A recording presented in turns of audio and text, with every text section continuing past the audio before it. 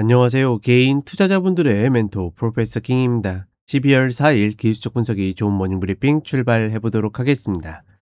자, 일단 미국 시장 같은 경우에는 또다시 찔끔찔끔 상승을 하고 있습니다. 전반적으로 미국 시장 특징 중에 하나가 그쵸? 악재가 뚜렷한 악재가 없으면 우리 시장은 보통 밀리거든요.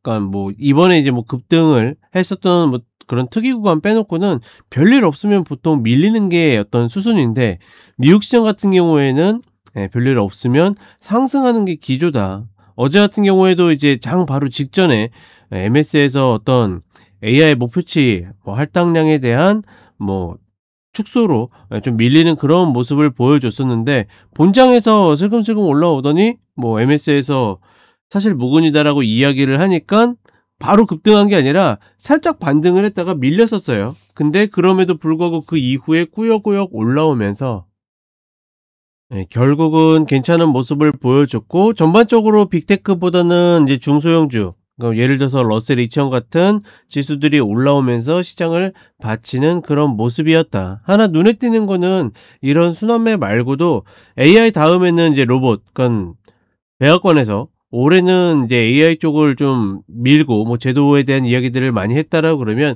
내년에는 지원이 로봇 쪽으로 이루어질 것이라는 뭐 그런 이야기가 돌면서 로봇주들도 상승을 하고 그런 기조를 갖고 있는 종목들이 또 움직여주면서 전반적으로 계속 이제 순환매가 나오는 그런 흐름들을 만들고 있다. 다만 그럼에도 불구하고 어찌되었거나 AI 쪽 빅테크들이 좀 밀고 올라가야지 시장이 신고가로 갈 수 있는데 그런 흐름들은 아직까지 나오고 있지 않다라는 거. 지수는 여전히 박스의 형태로 움직이고 있고 중요한 거는 이제 어떤 이슈들이 별로 없는 상태이기 때문에 다음 주에 이제 미국 같은 경우에는 금리 결정이 있거든요. 그때 한번 움직일 가능성이 높지 않겠는가. 일단은 그렇게 보고 있다. 여전히 지금 구간에서는 우행보 박스를 보고 있다라고 보시면 될 것 같고 한국 시장 같은 경우에는 지수가 종목들을 좀 조정하는 흐름들이 계속 나오고 있죠. 예를 들어서 어제는 이제 뭐 국방이나 뭐 이런 쪽이 다시 반등을 했는데, 그러니까 상승을 했는데 주도주들 사이에서 계속 순환매들이 돌고 있기 때문에 그래서 첫 번째로는 지수가 이제 외부 변수를 밀려도 지켜지는 모습, 음봉이 나와도 지켜지는 모습 그런 흐름들이 나오고 있고 다만 계속 이야기 드렸지만 이런 것들 반등 나올 때마다 그러니까 지수가 예를 들어서 1% 반등하면 종목들은 최소 2, 3%씩 이상 반등을 하죠. 그러니까 그런 것들 보고서 찍기식으로 들어가지 마시라라고 계속 이야기 드립니다. 제가 이제 그쵸? 뭐 4,200 이럴 때도 이야기 드렸던 게 욕먹을지언정 매수를 말리고 싶다라고 이야기 드렸는데 다른 거 없이 지금 그렇게 조금씩 먹어가잖아요. 게다가 비중을 왕창 실지도 못하는 뭐 그런 구간입니다. 근데 결국은 그렇게 하다가 개파락 한두 번만 맞게 되면 내가 어느새 풀비중으로 들어가고 레버러지까지 쓰는 그런 흐름들이 나오고 나중에 한 발 물러서서 보면 하락의 초입에 내가 무리하는 그런 흐름들을 만드는 경우들이 매우 많기 때문에 이런 흐름들에서는 그냥 가만히 있는 게 가장 좋다. 남의 것보다 그냥 내가 갖고 있는 종목이 있으면 내 종목에 집중하고 혹은 내가 노리는 종목 찍어놓은 종목이 있으면 지수와 무관하게 그 종목이 자리에 오면 하고 이런 방식으로 가는 게 가장 좋다라는 거 다시 한번 이야기를 해드리겠습니다. 자, 그럼 간단하게 차트 보도록 하겠습니다. 자, 먼저 나스닥 30분 흐름을 보게 되면 어제 이제 MS에서 이슈가 나오면서 밀렸지만 결국은 30분에 120병을 디디면서 또다시 올라오는 모습을 보여줬고 다만 이제 조금 재밌게 느껴진 거는 이 500에서 600짜리가 굉장히 중요한 구간인데 이 구간을 저항받는다라고 그러기에도 좀 애매하고 딛는다라고 하기도 좀 애매한 그런 형태를 계속 좀 만들어주고 있다.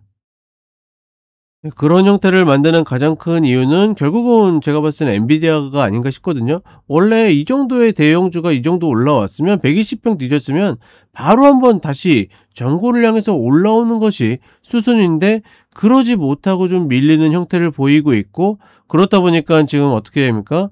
이 흐름 자체가 이런 역회된 숄더 패턴의 좀 흐름들이 계속 나오고 있다. 다만 밀려도 이 구간을 크게 하회할 것 같지는 않은데 그럼에도 불구하고 여기에서 힘을 못 쓴다라는 것은 개인보다는 기관들의 매도가 좀 있지 않겠는가 그 정도로만 좀 파악하고 있다라고 보시면 될 것 같고 그리고 오늘 같은 경우에도 또 양봉이 나오면서 그러니까 우리 시장은 음봉의 빈도가 굉장히 높은데 미국 시장 같은 경우는 지금 8거래일 연속 양봉을 보이고 있죠. 다만 이 구간에서 또다시 탄력이 떨어지고 있다라는 거. 역시나 올라오는 120평 결국에는 그러니까 지금 선물만 찍어놨죠.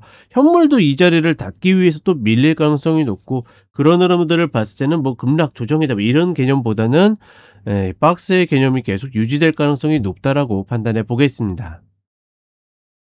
그리고 한국 시장 같은 경우에는 22평을 올라섰지만 이게 그렇게 중요한 패턴은 아니다라고 이야기 드렸죠. 어찌 되었거나 한국 시장도 박스긴 한데 우하형 박스일 가능성이 조금 더 높아 보이고 지금 뭐 양온이 이제 두텁게 형성이 됐지만 이 구간을 뭐 깨고 바로 급락하기도 좀 어렵다라고 보거든요. 이 구간에서 계속 횡보할 가능성이 조금 더 높지 않겠는가.